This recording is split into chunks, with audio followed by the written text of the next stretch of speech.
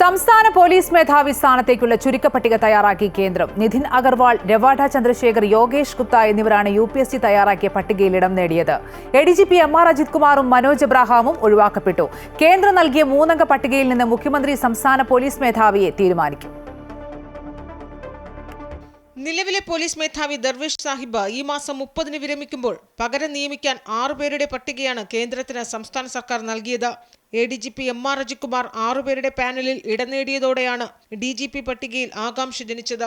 Thrissur Pooram കലക്കലും vigilance അന്വേഷണവും ഉൾപ്പെടെ നേരിട്ടുകൊണ്ടിരിക്കുന്ന ഉദ്യോഗസ്ഥൻ പോലീസ് മേധാവി പട്ടികയിൽ കടന്നുകൂടിയതിനെ പ്രതിപക്ഷം ശക്തമായി വിമർശിച്ചിരുന്നു. 30 വർഷത്തെ സർവീസും DGP റാങ്കുമില്ലാത്തവരെ പരിഗണിക്കാനാകില്ലെന്ന് UPSC നേരത്തെ തന്നെ നിലപാടെടുത്തിരുന്നു. DGP റാങ്കിലുള്ള നിതിൻ അഗർവാൾ, രവാഡ ചന്ദ്രശേഖർ, യോഗേഷ് ഗുപ്ത, മനോജ് എബ്രഹാം, ADGP-മാരായ MR അജിത് കുമാർ, സുരേഷ് രാജ് പുരോഹിത് എന്നിവരുടെ പേരുകളാണ് സംസ്ഥാനം നൽകിയത്.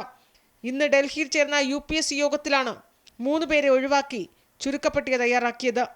കേരളത്തിൽ നിന്ന് ചീഫ് സെക്രട്ടറി A ജയാതിലകും പോലീസ് മേധാവി ദർവേഷ് സാഹിബും പങ്കെടുത്തിരുന്നു. റോഡ് സേഫ്റ്റി കമ്മീഷണർ നിതിൻ അഗർവാളാണ് പട്ടികയിലെ ഒന്നാമൻ. 1989 ബാച്ചിലെ ഉദ്യോഗസ്ഥനാണ്. IB special director Ravada Chandrasekhar 2ാം സ്ഥാനത്താണ്. 1991 ബാച്ചിലെ ഉദ്യോഗസ്ഥൻ. ഫയർഫോഴ്സ് മേധാവി യോഗേഷ് ഗുപ്തയാണ് 3ാം സ്ഥാനത്തുള്ളത്. 1993 ബാച്ചിലെ ഉദ്യോഗസ്ഥനാണ് ഇദ്ദേഹം. ചീഫ് സെക്രട്ടറി സർക്കാരിന് കൈമാറുന്ന പട്ടികയിൽ മന്ത്രിസഭാ യോഗം ചേർന്ന് അന്തിമ തീരുമാനമെടുക്കും. എന്നാൽ തിങ്കളാഴ്ച DGP ദർവേഷ് സാഹിബ് സ്ഥാനമൊഴിയുന്നതിനാൽ അതിനു മുമ്പ് തന്നെ മുഖ്യമന്ത്രി തീരുമാനമെടുക്കാനാണ് സാധ്യത. അമൃത ന്യൂസ്, തിരുവനന്തപുരം.